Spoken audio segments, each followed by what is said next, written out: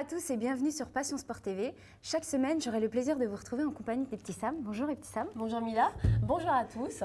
En effet, nous vous donnons rendez-vous tous les lundis à partir de 17h pour HandiMag, une émission unique en son genre. Et qui s'adresse à tous, valides et non valides.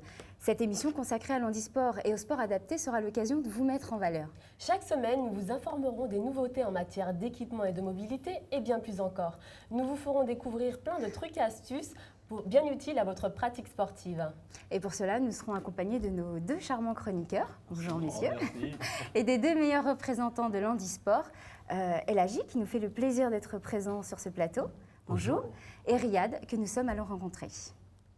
Nous voilà au centre sportif Émile Antoine en compagnie de Riyad pour un match CAPSA, équipe de Paris contre l'Afrique du Sud pour un match amical. Ça va ?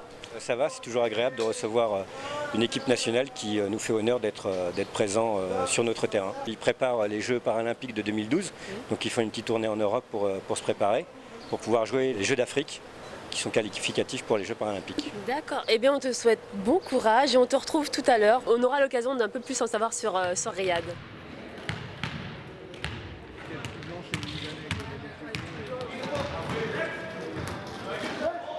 C'est plutôt la fin de saison pour nous, donc on va essayer de faire un beau match de préparation pour l'équipe de l'Afrique du Sud. Nous, l'objectif, c'est de ne pas prendre l'eau, de se faire plaisir dans le jeu, de retrouver une cohésion de groupe qu'on avait un peu perdue sur la fin de saison et que tous les joueurs s'éclatent et prennent du plaisir à jouer ce match un peu exceptionnel. Pour ce match-là aujourd'hui, comment vous vous sentez ?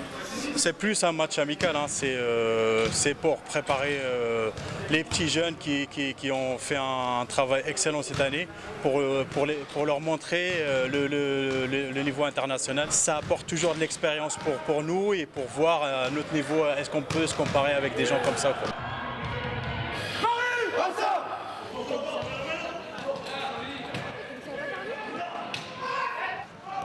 La différence alors dans l'entraînement des handisports et valides se situe à quel niveau ? Il n'y a pas énormément de grosses différences. Il faut adapter au maximum les exercices qui sont issus pour la plupart, pour mes exercices du monde valide. Donc il ne faut pas avoir peur d'essayer des exercices qui ne fonctionnent pas, de s'en rendre compte, de refaire un petit retour sur ce qu'on a vu et d'essayer de trouver des modifications. Il y a également une grande part du physique qui est peut-être plus importante en handisport qu'en valide pour moi.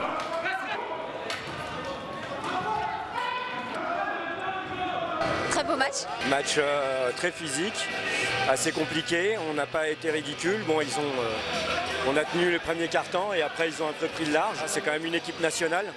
Donc l'objectif c'était de pouvoir leur tenir tête, c'est ce qu'on a fait, donc voilà. C'est surprenant parce que c'est presque violent, vous ne faites pas du tout de cadeaux quoi. C'est vrai qu'on peut avoir une image du handicap qui est un petit peu, on va dire, les personnes sont dans des situations de faiblesse, sauf que le monde du handicap il est multi et que là vous avez un échantillon de ce que c'est que les sportifs de haut niveau handicapés, voilà, donc c'est comme les sportifs bipèdes classiques quoi, hein, ça se donne à fond et ça veut gagner quoi.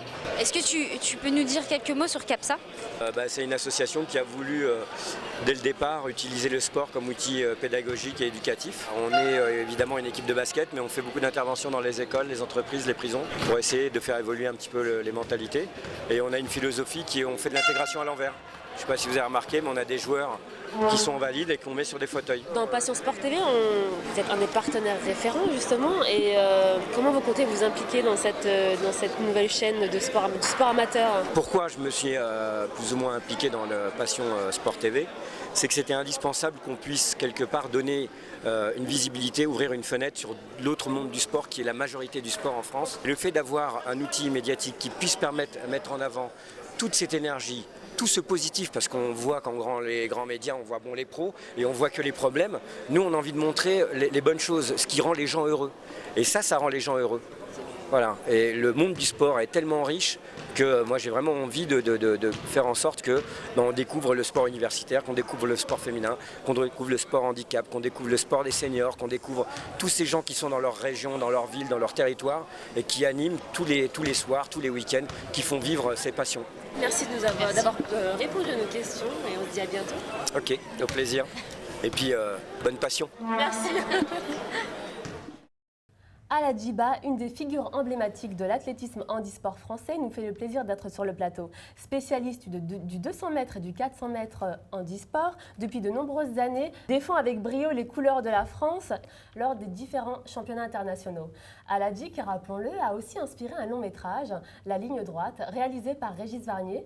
Alors, tu as une vie assez riche et une carrière déjà bien remplie. Comment as-tu commencé l'athlétisme ?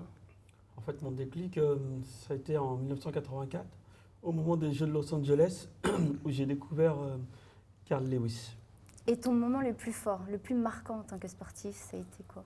Ça a été en fait en 99, lors des championnats d'Europe handisport, où j'ai fait ma première médaille internationale, qui n'était pas du tout attendue en fait. Un beau moment. Moi, j'ai entendu dire que tu avais un hobby assez surprenant. Surprenant, ça dépend pour qui. Mais en fait, comme j'adore la musique, entre autres, en fait, je suis DJ aussi. D'accord. J'essaye de le faire. Surprenant. Donc si j'ai une bar mitzvah, un goûter d'anniversaire, tu peux venir quoi. Ah oui, et puis pour première partie de concert aussi. Black Eyed Peas. Justement, alors, pour tout ce qui est hobby extra-sportif, nous avons deux chroniqueurs, nos Magid et Otis, qui iront à la rencontre de tous ces sportifs pour nous faire découvrir l'envers du décor, leur hobby, leur entraînement, leur préparation. Peux-tu nous en dire plus ? Donc, il y aura leur passion, leur hobby, mais il y a aussi à travers le sport. Donc on va vivre des entraînements, on va les rencontrer, les personnes qui les encadrent, les bénévoles, les entraîneurs, aussi les infrastructures qui sont mises en place pour ces personnes-là. Donc, mais par contre, je ne serai pas tout seul. Donc il faudra le rappeler. Voilà. Donc je ne serai pas tout seul parce qu'il y a une partie physique en fait dans les reportages. Et pour cela, donc j'ai pris un athlète aussi, Otis. Voilà. Et oui, exactement. On ne veut pas dire cobaye. Exactement, je serai là pour seconder Magid sur une seconde tâche, bien entendu, puisque je serai le cobaye de cette émission finalement. Je vais tester, aller au plus profond des entraînements, puisque Eladji, tu ne pourras pas me contredire, derrière toutes ces compétitions, derrière toutes ces victoires, il y a beaucoup de travail, donc beaucoup d'entraînement. Donc je serai là pour tenter l'expérience avec vous. Voilà, on aura certainement des images, mais on ne peut pas encore les diffuser. Pourquoi ? Non, tout simplement parce que pour retrouver toutes les rubriques, toutes les images et toutes les chroniques de nos incroyables chroniqueurs, rendez-vous le 1er septembre. Vous l'aurez compris, le meilleur reste à venir. On compte sur vous. Rendez-vous le 1er septembre. Merci messieurs. Merci à vous. Bonnes vacances et d'ici là, portez-vous bien. À bientôt. À bientôt.